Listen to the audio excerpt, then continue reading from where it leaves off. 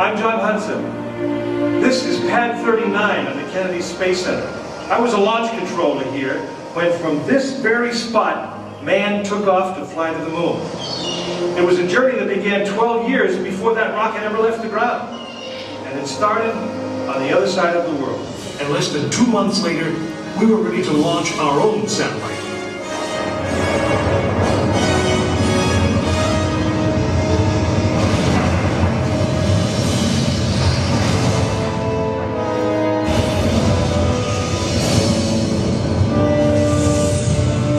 It was being called the space race, and we were running a distant second. In 1961, we fell even further behind. Soviet cosmonaut Yuri Gagarin became the first man into space, circling the world in just 89 minutes. We had our own astronauts, and they were eager and ready to take the big ride. But our manned space program couldn't seem to get off the ground. We stuck with it, and on May 5th, 1961, things finally started going right. Astronaut Alan Shepard took his ship Freedom 7 6.5 miles into space. America had its first space hero. Just a few days later, our space program received a new challenge. But this one did not come from the Soviet Union. It came from our young president. In one inspiring moment, he changed the mission from one based in fear of the present to one of hope for the future. But why, some say, the moon? Why choose this as our goal? And they may well ask, why climb the highest mountain? Why 35 years ago, fly the Atlantic? Why does Rice play Texas? We choose to go to the moon. We choose to go to the moon.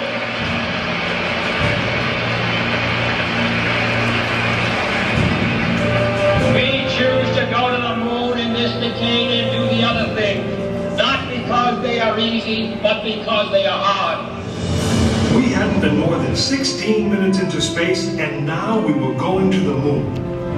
We would have to design a rocket the size of a 36-story office building, put it together with the precision of a microscope, and accelerate it to the speed of a bullet. Then we would have to guide it to a moving target 250,000 miles away. Many people thought it was an impossible dream, but 400,000 of us set about making that dream a reality. It would be the longest, most hazardous voyage that any man had dared to attempt. But step by step, mission by mission, we orbited the Earth, perfecting the skills and technologies we would need on this incredible journey. Our astronauts practiced maneuvering, docking, and the 1,000 other tasks that would comprise the moon mission. We created new alloys, lighter and stronger than anything seen before. We designed communication systems that would be reliable over the vast distances. And behind it all, we tried to perfect the rocket that would be powerful enough to punch out of Earth orbit and take us to the moon.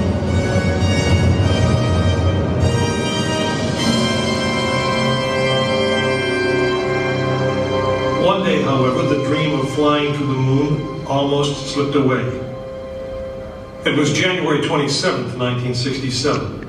Astronauts Virgil Gus Grissom, Edward White, and Roger Chaffee were on board Apollo 1 for a plugs-out test, a full-scale dress rehearsal for the actual launch. Suddenly it happened. There was a fire in the capsule. 3 men whose lives had been in our hands were lost. Surely the opening vistas of space promise high costs and hardships, as well as high reward. But this country of the United States was not built by those who waited and rested and wished to look behind them. After Apollo 1, some thought we'd failed, and that the moon was out of our reach. But we owed it to those men to learn from their sacrifice and to carry on. We started taking the Apollo vehicle apart, piece by piece. Was the design flawed? Had safety been compromised? Tough questions. And we spent 1.5 years redesigning the spacecraft so that no astronaut's life would ever be at risk because we overlooked something or because we could have done something better.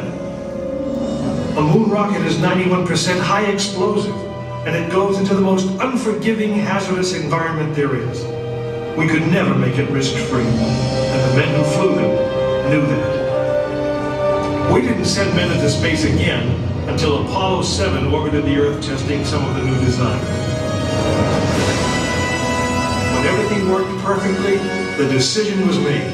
The next mission would travel to the moon. It was mankind's destiny to leave the shores of our planet behind and strike out across the vast ocean of space. In the great span of our history, now was the time that we could. Now was the time that we would. We stood on the eve of the longest, most dangerous journey that any man had ever undertaken. And it would be taken by Frank Borman, James Lovell, and William Anders, the crew of Apollo 8. Through those doors, you'll find the firing room, launch control, just as it was on December 21st, 1968. This is not a mock-up. These are the very consoles we sat at when men first took off to fly to the moon. The tragedy of Apollo 1 had put us 1.5 years behind. We were making up for it in one big leap, and we were doing it with a rocket that no man had ever flown before.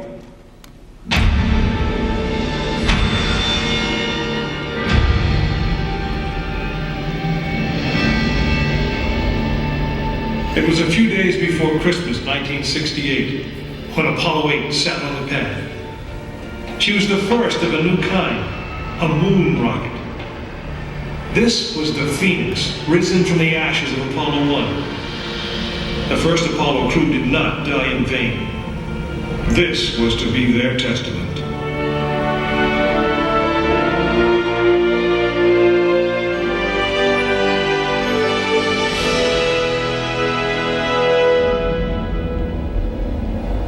"36 stories high, she had been fully fueled throughout the night. The liquid oxygen in her tanks caused ice to form on the outside of the craft.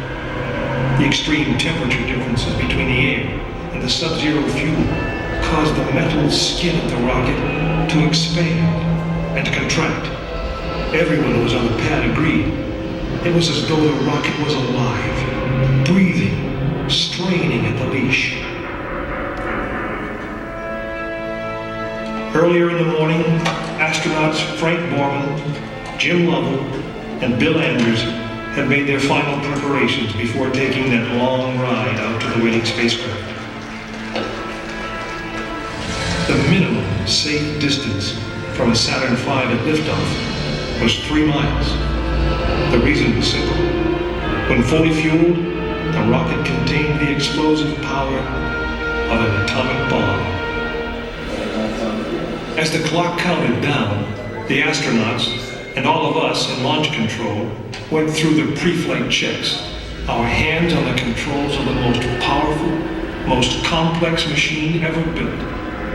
It had over 2 million separate systems, and to bring these men back alive, everything had to work perfectly. Each individual system had been tested, but what we didn't know was how they would perform when all 2 million began to work together. That moment would come when the countdown clock reached 0.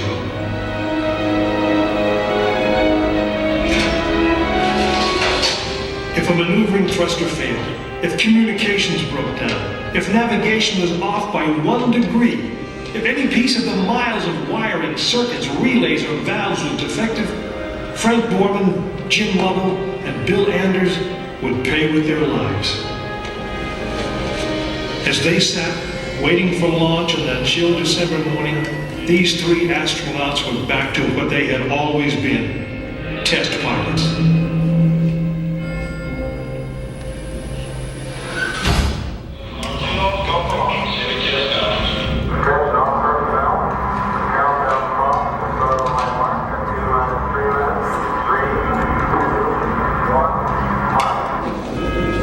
This is launch control, T-minus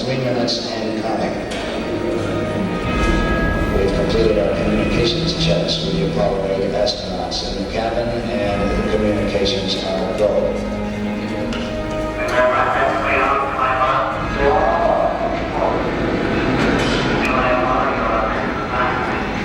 During this period, and once we do get the firing command, the various tanks within the 3 stages of the Saturn V launch vehicle begin to pressurize. We have firing command. The firing command is in. We are now on the automatic sequence. 2 minutes, 20 seconds.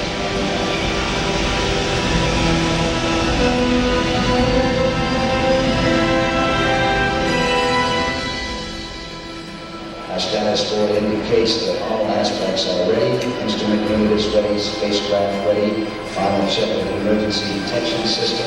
That ready light also on. First stage preparations are completed. All systems are ready. Okay. Okay, keep going. We're on. Ready to go to cockpit. Stand by, Walter. Okay, you're on. All systems go. Minus 45 seconds and counting. The first stage liquid oxygen tank has been pressurized, and the pressure is still building up. Coming up on 90 seconds, mark T-minus 90 seconds and counting. The Apollo 8 crew standing by, spacecraft commander Frank Borman, Jim Lovell, Bill Anders. We now report that the liquid hydrogen tank on the third stage is pressurized. 1 minute 15 seconds.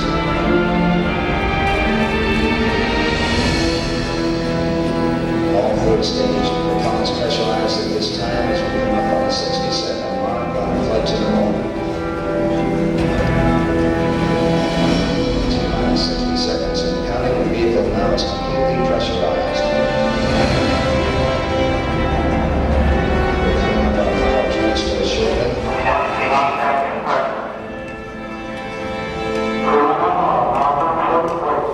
We have the power transfer. We're now on the flight batteries within the launch vehicle.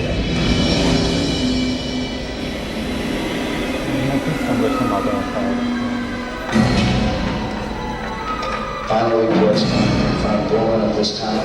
Final look at the switch list aboard the spacecraft. 20 seconds on aspects. We are still in go at this time. 15, 14, 13, 12, 11, 10,